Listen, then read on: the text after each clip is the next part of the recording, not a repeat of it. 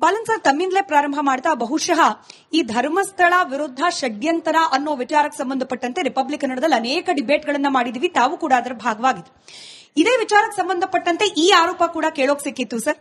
ವಿದೇಶದಿಂದ ಯಥೇಚ್ಛವಾಗಿ ಫಂಡಿಂಗ್ ಆಗ್ತಾ ಇದೆ, ಹಿಂದೂಗಳ ಧಾರ್ಮಿಕ ಶ್ರದ್ಧಾ ಕೇಂದ್ರದ ವಿರುದ್ಧ ಅಪಪ್ರಚಾರ ಮಾಡಲಿಕ್ಕೆ ಬೇರೆ ರಾಜ್ಯಗಳಿಂದ ಕೂಡ ಫಂಡಿಂಗ್ ಆಗ್ತಾ ಇದೆ, ಸರಿಸುಮಾರು 200 ಕೋಟಿಯಷ್ಟು ಹಣ ಇದಕ್ಕಾಗಿ ವಿನಿಯೋಗ ಆಗ್ತಾ ಇದೆ. ಆರೋಪ ಸತ್ಯತೆ ತನಿಖೆ ನಂತರದಲ್ಲಿ ಹೊರಗೆ ಬರಲಿ. ಬಟ್ ಸ್ಟಿಲ್ ಹೀಗೆ ವಿದೇಶದಿಂದ ನಮ್ಮ ದೇಶದಲ್ಲಿರ್ತಕ್ಕಂಥ ಕೆಲ ಧಾರ್ಮಿಕ ನಂಬಿಕೆಗಳು, ಸಂಸ್ಥೆಗಳು ಅಥವಾ ಇಲ್ಲಿನ ಕೆಲ ಶ್ರದ್ಧೆ ಅಥವಾ ಇಲ್ಲಿನ ಕೆಲ ವ್ಯವಸ್ಥೆ ಇದ್ರ ವಿರುದ್ಧವಾಗಿ ಕೆಲಸ ಮಾಡಲಿಕ್ಕೆ ಹಣ ಬರುತ್ತೆ ಅನ್ನೋದಾದ್ರೆ ಅದನ್ನ ರೆಗ್ಯುಲೇಟ್ ಮಾಡಲಿಕ್ಕೆ ಮತ್ತಷ್ಟು ಕಠಿಣವಾದ ಕಾನೂನು ತಂದ್ರೆ ಆಕ್ಷೇಪ ಯಾಕೆ ಅಂತ ತಾವು ಕನ್ನಡದಲ್ಲಿ ಹೇಳಿದ್ರಿ. ತಿದ್ದುಪಡಿ, ಅದು ನೋಡಕ್ಕೆ ತಿದ್ದುಪಡಿ, ಅದು ಒಳಗಡೆ ಲೆನ್ಸ್ ಇಟ್ಟು ನೋಡಿದ್ರೆ ಅದು ರದ್ದುಪಡಿ. ಆ ಕಾನೂನೇ ಕಿತಾಪತಿ ಪಡಿ ಎಂದು ನಾನು ನೋಡ್ತೀನಿ. The reason 1970X FCRA act ಬಂತು ಆಫ್ಟರ್ ಎಮರ್ಜೆನ್ಸಿ. ತದನಂತರ 2010, 16, 2020 ಸೊ ಅಮೆಂಡ್ಮೆಂಟ್ಸ್ ಬಂದಿದೆ. ಹೀಗೆ ಬಂದಿರೋ ಅಮೆಂಡ್ಮೆಂಟು ಇದೇನು ತಿದ್ದುಪಡಿ ಇಲ್ಲ, ಇದು attack on marginalized, vulnerable A+L+ section of the society, not just minority. ಈಗ ಫಾರಿನ್ ಕಾಂಟ್ರಿಬ್ಯೂಷನ್ ಅನ್ನೋದು ಸ್ವತಂತ್ರಕ್ಕೆ ಮೊದಲೇ ಇತ್ತು. ನಮ್ಮ ದೇಶದ ಸ್ಟ್ರಕ್ಚರ್ ಹೆಂಗ್ ಅದು ಸ್ಟ್ರಕ್ಚರ್ ಆಗಿದೆ ಅಂದ್ರೆ ಊರಲ್ಲ, ಕೇರಿ ಅಗ್ರಹಾರ, ಶ್ರೀಮಂತರು ಬಡವರು, ಟಚಬಲ್ ಅನ್ಟಚಬಲ್, ಕಣ್ಣಾಲೆ ಕಂಡ್ರೆ ಇಂಥ ಪರಿಸ್ಥಿತಿನಲ್ಲಿ ಈಗ it is the foreign contribution. ಆದಿವಾಸಿಗಳ ಹತ್ರ ಹೋದ್ರು, ಎಜುಕೇಶನ್ ಕೊಟ್ರು, ಮೆಡಿಸಿನ್ ಕೊಟ್ರು, ದಲಿತರನ್ನ ಓದಿಸಿದ್ರು, ದವನಿಯರನ್ನ ಓದಿಸಿದ್ರು. ಇಂಥ ಒಂದು ಕೆಲಸವನ್ನ ಇದು ಒಂದು 150 ವರ್ಷದಿಂದ ನಡೀತಾ ಇದೆ, ನೆನ್ನೆ ಮೊನ್ನೆ ಅಲ್ಲ. ಈಗ ಸರ್ಕಾರ ದುಡ್ಡು ಬರುತ್ತೆ, ಕಂಟ್ರೋಲ್ ಮಾಡಬೇಕು. ಯಾರಿಗೆ ದುಡ್ಡು ಬಂದ್ರೇನು ಕಂಟ್ರೋಲ್ ಮಾಡಬೇಕು, ಹೇಗ್ ದುಡ್ಡು ಬಂದ್ರೇನು ಕಂಟ್ರೋಲ್ ಮಾಡಬೇಕು, ಬೀಗ್ ಬಂದ್ರೇನು ಕಂಟ್ರೋಲ್ ಮಾಡಬೇಕು. ದೇರ್ ಇಸ್ ಡಿಫ್ರೆನ್ಶಿಯೇಷನ್, ತಾರತಮ್ಯ ಇದೆ. ಅದು ಆಮೇಲೆ ಬರ್ತೀನಿ.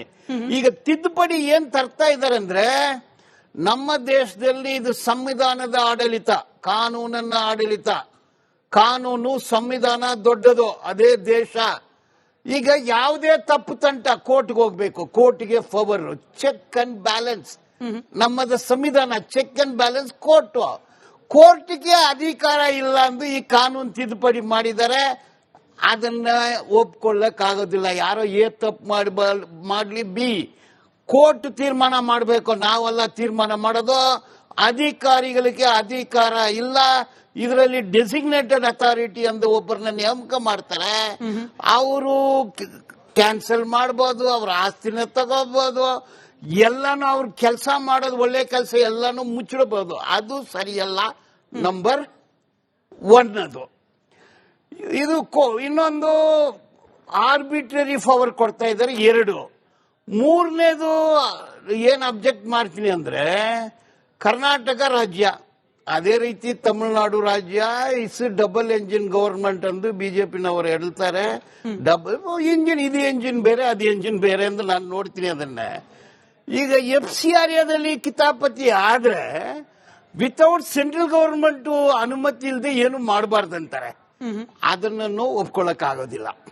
ಅಂದ್ರೆ ಇದು ಫೆಡರಲಿಸಂಗೆ ವಿರೋಧವಾಗಿದೆ, ಸಂವಿಧಾನಕ್ಕೆ ವಿರೋಧವಾಗಿದೆ, ಕಾನೂನಿಗೆ ವಿರೋಧವಾಗಿದೆ, ನ್ಯಾಚುರಲ್ ಜಸ್ಟಿಸ್ ಅದಕ್ಕೆ ವಿರೋಧವಾಗಿದೆ.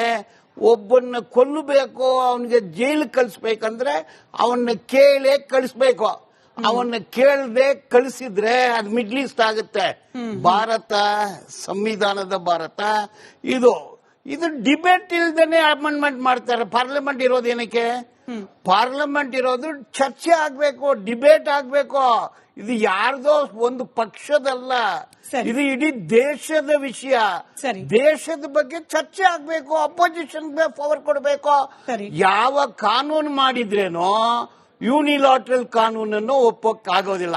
ಅದನ್ನ ಬಿಟ್ಟ ಮೇಲೆ ಫೈನಲಿ ಇದನ್ನ ರದ್ದುಪಡಿ ತಿದ್ದುಪಡಿ ಈ ರೀತಿನಲ್ಲಿ ಮಾಡಿದ್ರೆ ಆಸ್ಪತ್ರೆ ಎಲ್ಲರಿಗೂ ಸಿಗೋದಿಲ್ಲ, ಶಿಕ್ಷಣ ಸಿಗೋದಿಲ್ಲ, ವಿದ್ಯಾಭ್ಯಾಸ ಸಿಗೋದಿಲ್ಲ, ಸರಿ, ಸಮಾಜಕ್ಕೆ ಸೇವೆ ಸಿಗೋದಿಲ್ಲ, ಸಮಾಜದಲ್ಲಿ ಕೊರೋನಾ ಬರುತ್ತೆ, ಅಂದ್ರೆ ಸೈಕ್ಲೋನ್ ನೀವೇನ್ ಬರುತ್ತೆ. ಹೇಳ್ತಿದ್ದೀರಿ ಸರ್, ಇವೆಲ್ಲ ಸೇವೆಗಳು ಕೇವಲ ವಿದೇಶಿ ಹಣದಿಂದ ಆಗ್ತಿದೆ, ಭಾರತಕ್ಕೆ ಸ್ವಂತ ಕೆಪಾಸಿಟಿ ಇಲ್ಲ ಅನ್ನೋದು ನಿಮ್ಮ ಅರ್ಥನ ನನಗೊತ್ತಿಲ್ಲ. ಬಟ್